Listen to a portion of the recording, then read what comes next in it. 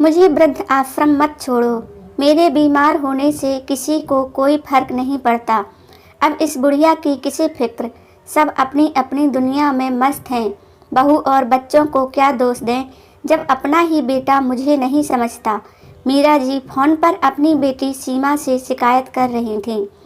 मैंने तो पहले ही कहा था, वह लोग तुम्हें अपनी मतलब के लिए ले जा रहे हैं, खुद मज़े से ऐश कर रहे और तुमको छोड़ दिया घर और बच्चों की रखवाली के लिए।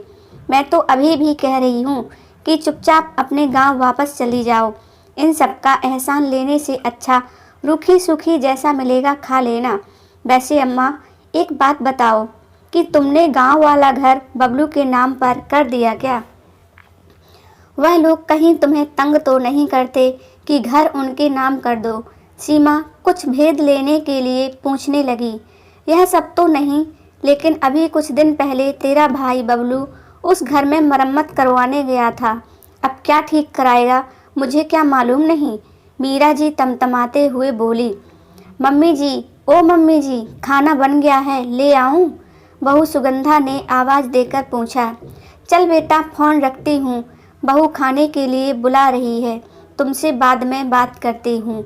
मीरा जी ने फ़ोन कट किया और बहू को आवाज़ लगाई। खाना देखते ही मीरा जी का मुंह बन गया। बहू, यह क्या मरीजों वाला खाना खिचड़ी ले आई हो? मुझे नहीं खाना, यह ले जाओ और वह खाना लाओ जो तुम सबके लिए बना है। मम्मी जी, आपकी तबीयत ठीक नहीं है, डॉक्टर ने गरिष्ठ खाना मना किया है, फिर भी मैंने इसमें घी का तड़का मार दिया है।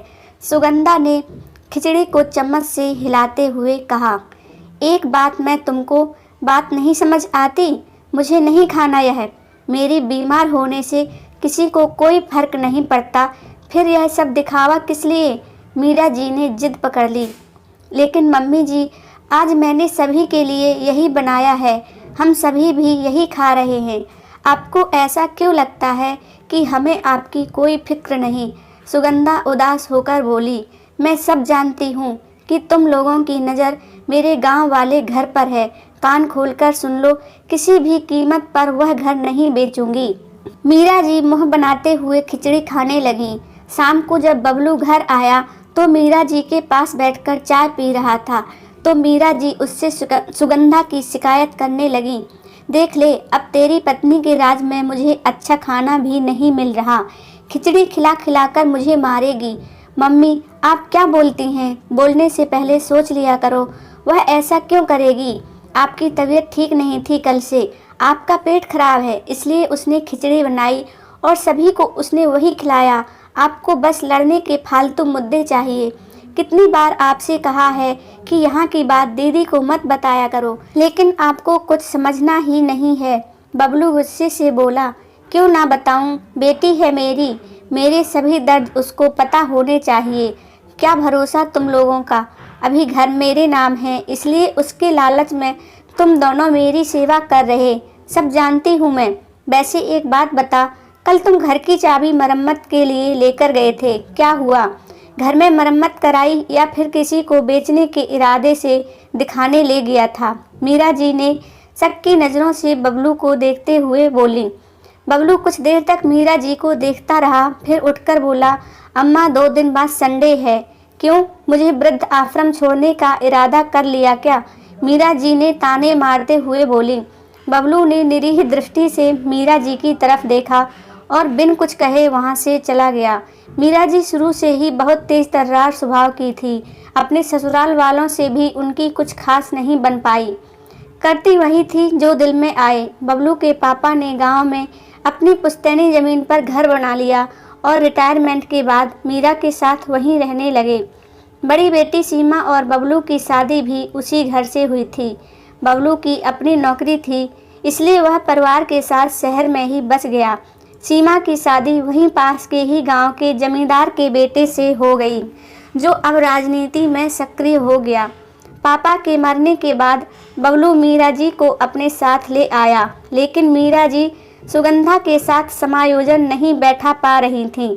उनको लड़ने के लिए मुद्दे नहीं मिलते तो बना लेती, जैसे तुम्हारे शहर का दूध बेकार है, मलाई ही नहीं आती, दही बहुत खट्टी रहती है और सब्जी फल भी बासी है। पता नहीं कैसे तुम लोग इतने छोटे से घर में रहते हो जो शुरू होते ही खत्म हो गया।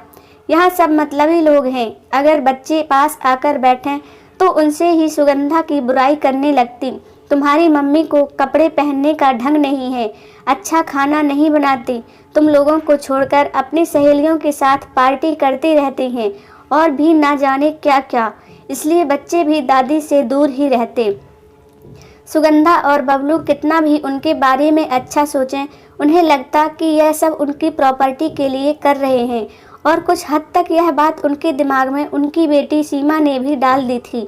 2 दिन बाद बबलू, मीरा जी, सुगंधा और बच्चों के साथ निकल पड़ा।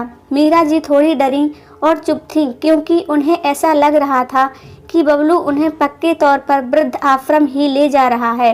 उन्होंने बहुत कोशिश की कि बबलू जाने का प्रोग्राम कैंसिल कर दे, लेकिन वह कामयाब नहीं हुई और मजबूरी में कार के अंदर बैठ गई। कार में सोचते सोचते वह सो गई। अचानक कार रुकने से वह चिल्ला उठी, नहीं बहू, मुझे वृद्ध आश्रम मत छोड़ो, मैं तुम लोगों के साथ अच्छे से रहूंगी। मम्मी जी आंखें खोलिए, आप अपने घर के बाहर खड़ी हैं, किसी वृद्ध आश्रम में नहीं। सुगंधा ने उनके कंधों को हिलाते हुए कहा। आंखें खुली तो सचमुच सामने उनका ही घर था और घर के बाहर एक नेम प्लेट लगी थी। मीरा की नज़रें उसे देखते ही रह गईं। वह प्यार से उसे सहलाने लगी। तब तक बबलू ने घर का ताला खोल सबको अंदर चलने को कहा। अंदर जाने पर मीरा जी ने देखा कि उनके पुराने घर की कायाकल्प ही बदल दी गई। जो अधूरा रह गया था सब पूरा हो गया। सभी कमरों में पीओपी और साथ में एलईडी लाइट, किचन भी अब उनका मॉडर्न बन चुका था। यहाँ तक कि बाथरूम में भी टाइल और बेसिन लग चुका था। घर का एक एक कोना उनकी पसंद से दमक रहा था। अम्मा, यह लो अपने घर की चाबी। मैंने घर का रिनोवेशन कराकर पापा की आखिरी इच्छा पूरी कर दी। अब आप यहाँ आराम से रहिए, बबलू ने चाबी पकड़ाते हुए कहा और फिर किसी को आवाज़ देकर बुलाया। अम्मा, ये धनिया है, आपकी फुल टाइम मेड आपके पास रहेगी और आपका ध्यान रखेगी। उम्मीद है कि आपको इससे कोई शिकायत नहीं होगी, क्योंकि मैं और सुगंधा आपकी अच्छे से देखभाल नहीं कर पा रहे हैं। आपको लगता है कि हम लोगों की नज़र आपके घर पर है, इसलिए आप यहाँ रहकर अपने घर की देखभाल कीजिए। हम लोग दूर रहकर भी आपकी देखभाल कर लेंगे। मैंने देखा है और महसूस भी किया है कि आपके व्यवहार से घर में हमेशा नकारात्मकता बनी रहती थी, इसलिए पापा हमेशा तनाव में रहते थे। वही सब कुछ मुझे अपने घर में नहीं चाहिए, इसलिए हम लोग साथ ना रहें, यही हम सबके लिए ठीक रहेगा। मैं जानता हूँ कि सब मुझे और सबसे ज़्यादा सुगंधा को दोष देंगे कि अपनी सास को अपने साथ ना रख सकी, लेकिन सारा दोष क्या हमारा है? हम आपके साथ समायोजन बैठाने की कोशिश कर रहे हैं, लेकिन आप हम लोगों की परिस्थितियों में ढलना ही नहीं चाहती। आप थोड़ा सा भी एडजस्टमेंट करने को तैयार नहीं। अगर आप थोड़ा बदल जाती तो शायद कुछ हालात सुधर जाते। समझौता करना ही पड़ता है। आपकी नज़र में हम कभी सही नहीं थे और ना ही रहेंगे। हम आपका नज़रिया नहीं बदल सकते, लेकिन हम लोगों की नज़र में आप हमेशा हमारी पूजनीय हैं और रहेंगी। माँ को दुख देकर हम कभी सुखी नहीं रह सकते, लेकिन आज आपने मुझे मजबूर कर दिया कि हम अपने रास्ते अलग कर लें। बबलू ने पैर छुए और धनिया को सब समझाकर सुगंधा के साथ भारी मन से निकल गया। पीछे रह गई मीरा जी अपना आत्ममंथन करने के लिए। अब उनका नज़रिया कितना बदला किसे पता।